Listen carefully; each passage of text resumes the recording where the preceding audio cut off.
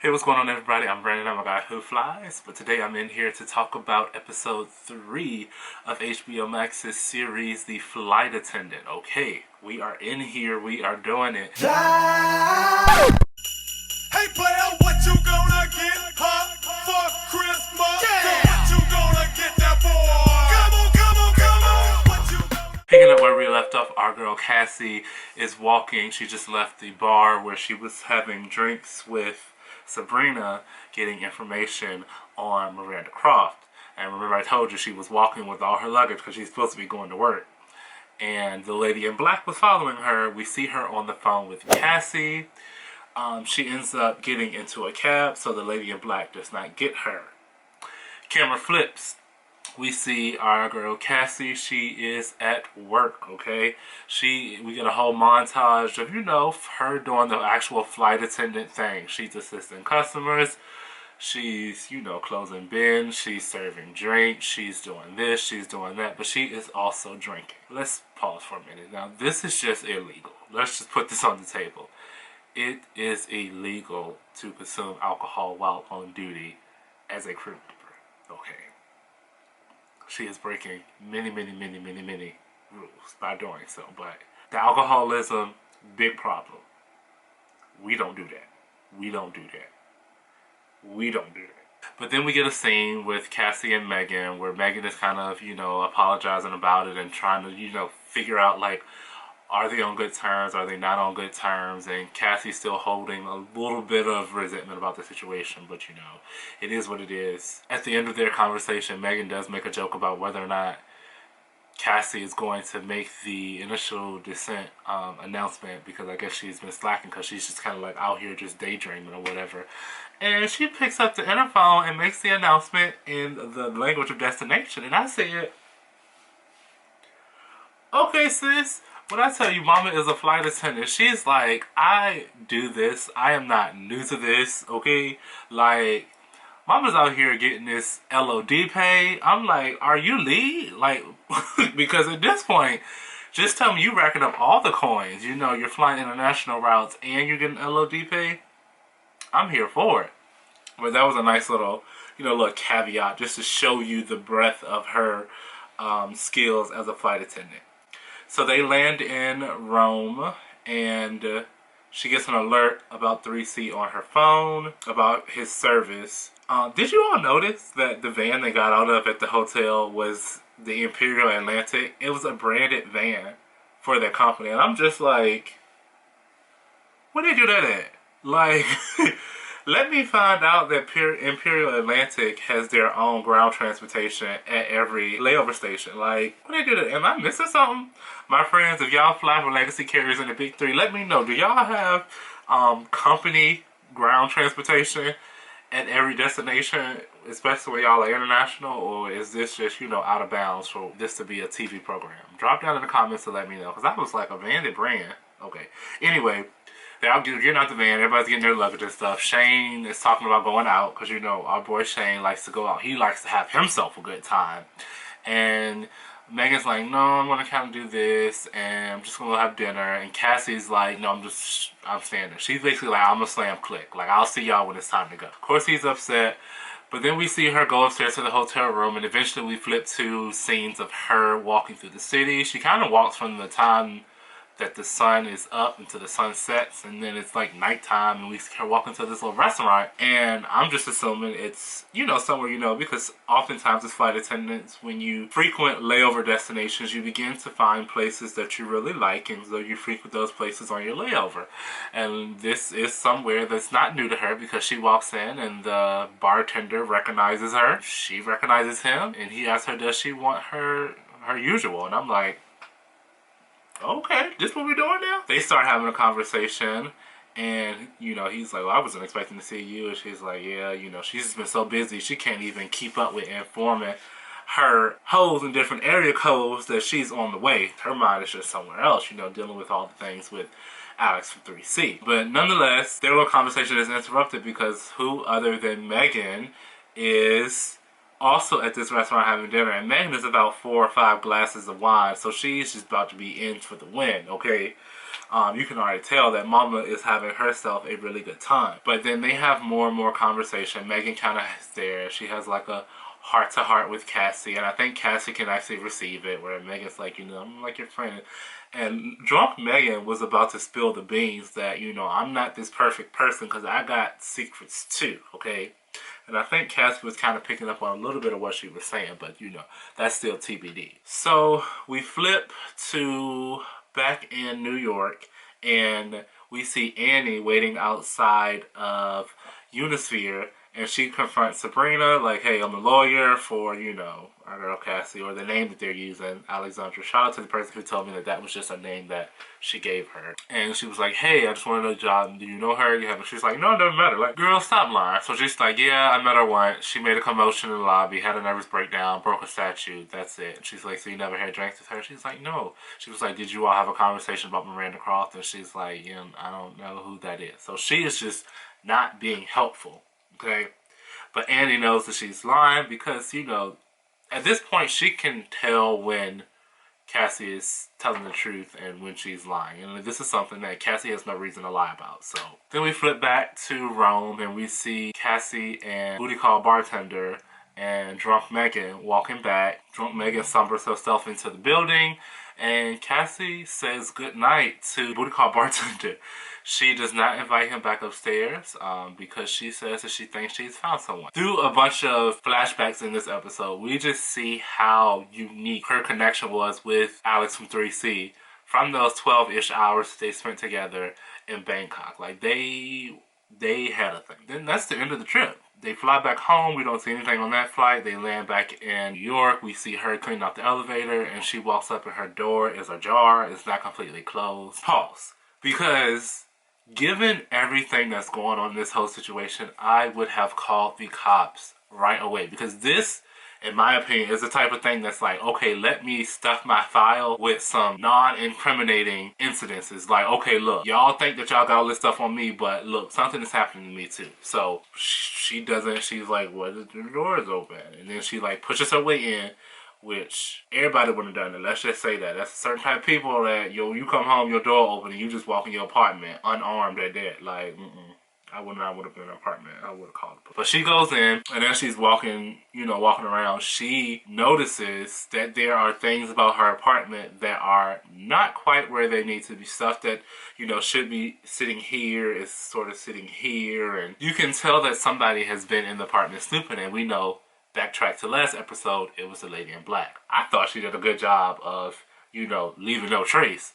But clearly, either she did it on purpose or she did not do a good job because, yeah, it was easy for Cassie to tell that somebody had been in her apartment. So then we see Cassie just walk into another apartment, which is Annie's apartment. Naked guy in the shower. It's Annie's boyfriend, not boyfriend. That's what we'll call him. Because Annie doesn't do labels. She doesn't do the whole connection thing. That's not her boyfriend. He's like, we've been seeing each other for a long time. I practically have stuff here. I'm her boyfriend. And so, yeah, that's kind of awkward because Cassie's never heard of him. And fast forward to later in the episode, he's never heard of Cassie, even though that's Annie's best friend. So they kind of have a little thing.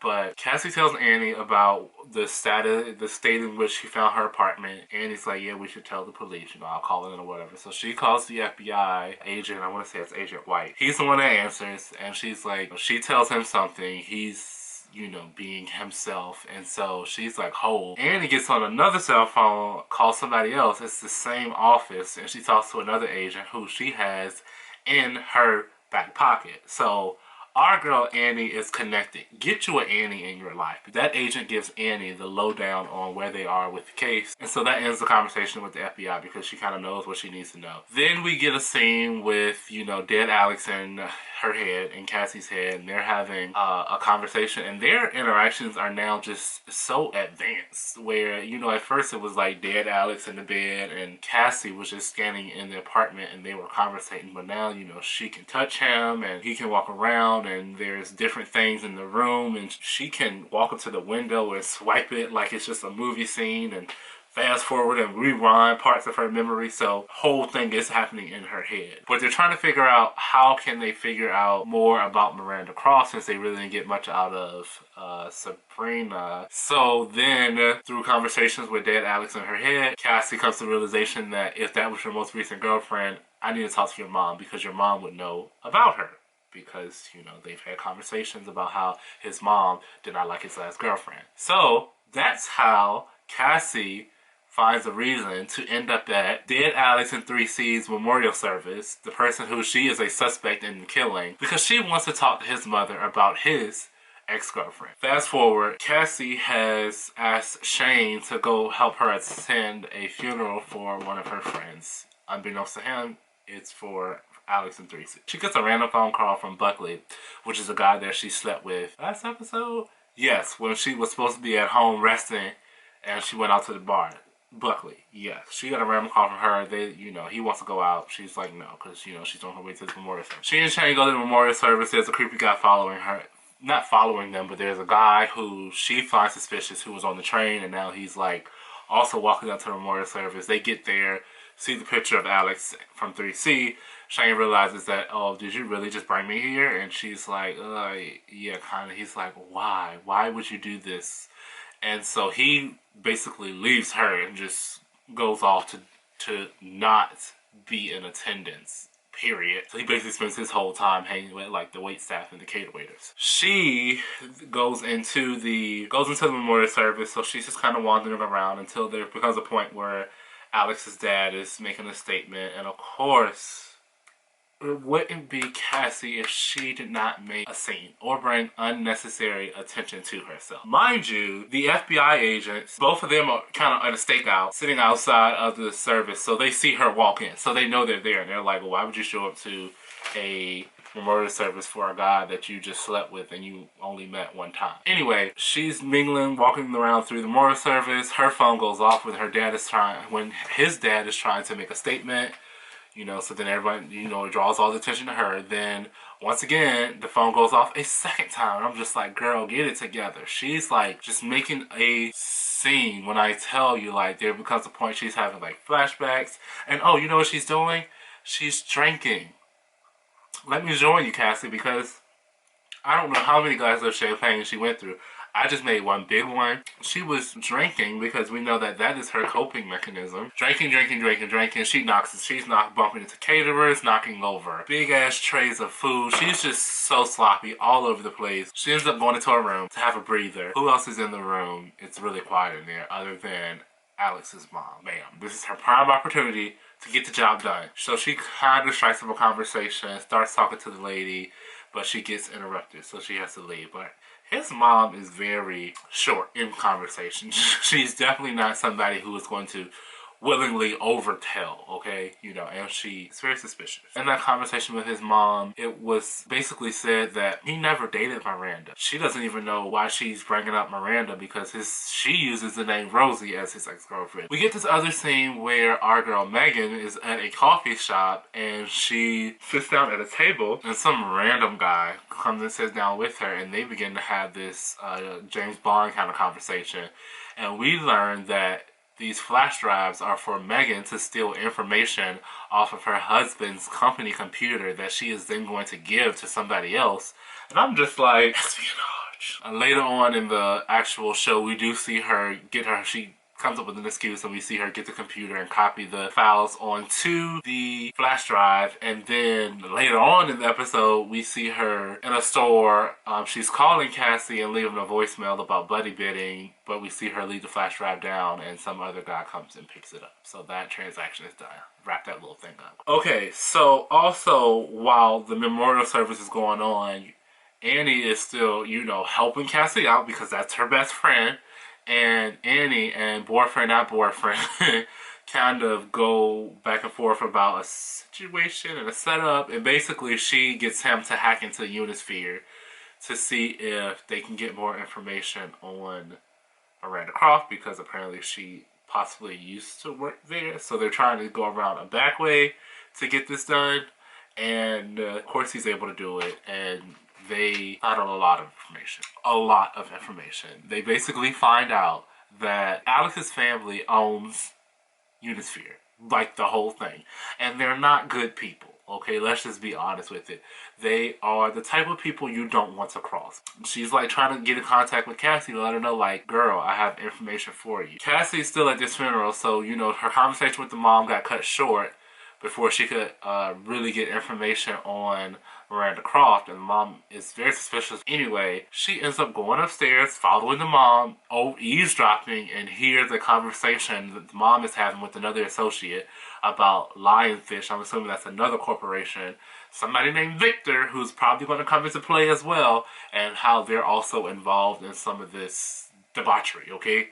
She eavesdrops. Potentially could get caught and could get killed, but you know, she's out here being Dora the Explorer, so go at it, girl. Annie calls her. She finally answers the phone, and she explains to her, like, girl, where you at? She makes a lie because Annie can look up her location and, like, why are you Westchester or wherever the memorial service being held? And she finally tells her, like, oh, I'm at, you know, the memorial service for 3C. And then she's like, why the are you there? And basically, that these people are dangerous. She tells her where she falls out and all this stuff. And Cassie is on the journey through these people's house trying to find the shredder. She ends up in an office after passing portraits of, like, Alex at various stages of his life. Her and Alex in her head have another moment and another conversation. They're putting more of the story together, okay? It's just a lot of more and more of her backstory, her being Cassie's backstory, because we go from being at his memorial service to young Cassie being at a memorial service. It's a memorial service for her father, so we see that he probably was the one that got killed in that hunting accident that we saw flashes of, and we're getting, like, more and more detailed versions of her. We see young Cassie try to steal a beer out of the fridge. Her brother catches her, and we see her make her way upstairs. She's in the bedroom. She finds a flask. And up until that point, her father had only gave her beer. And she finds the flask. She tastes it. It's, you know, hard liquor. And she, like, drinks it. And so she started at a very young age of turning to alcohol as a coping mechanism. She ends up in the office. She finds the shredder, takes the bag out, throws it out the window. I guess that was smart because she heard people coming so she could get to it later. And then, bam, she's standing in the room with Alex's father and, like, 4 other men, some of which are armed, and I'm like,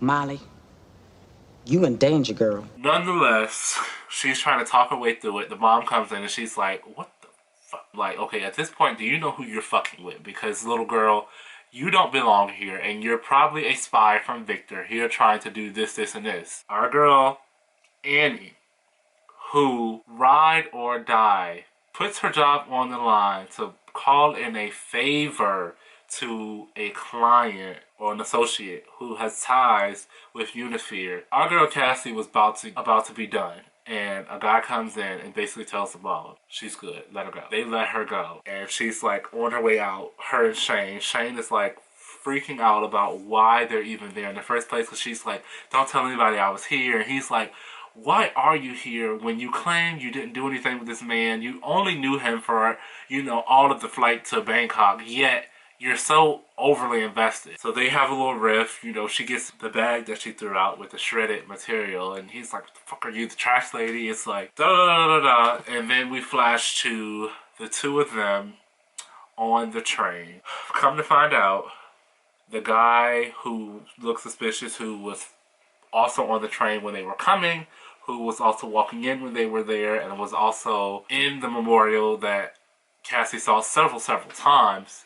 He was with the FBI because he goes back and gets in the car with Agents White and Hammond and basically spills the beans of how she was just a fucking mess and just was making a scene and was all over the place. Cassie and Shane are on the train and they are heading home. Shane is asleep.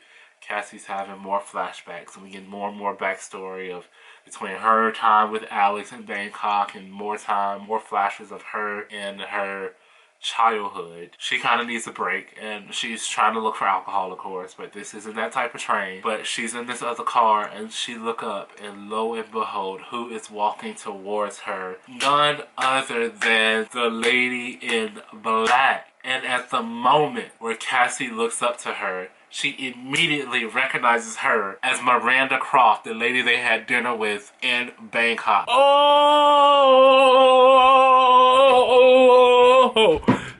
Yo! Come through, questions that need answers getting answered. When I saw it, I was freaking out, but that was the cliffhanger that we were left with. The lady in black is Miranda Croft, and when Cassie figured out who she was like, fuck. But nonetheless, I'm Brandon. That was my recap for episode 3 of The Flight Attendant. What are my questions that need answer? How deep is this situation running? Because clearly it is a lot bigger. Are they going to find other prints on this bottle that brings some other suspect into this case other than Cassie? When is Cassie going to get a full-size rollerboard and stop using that entire bag? See you all next time.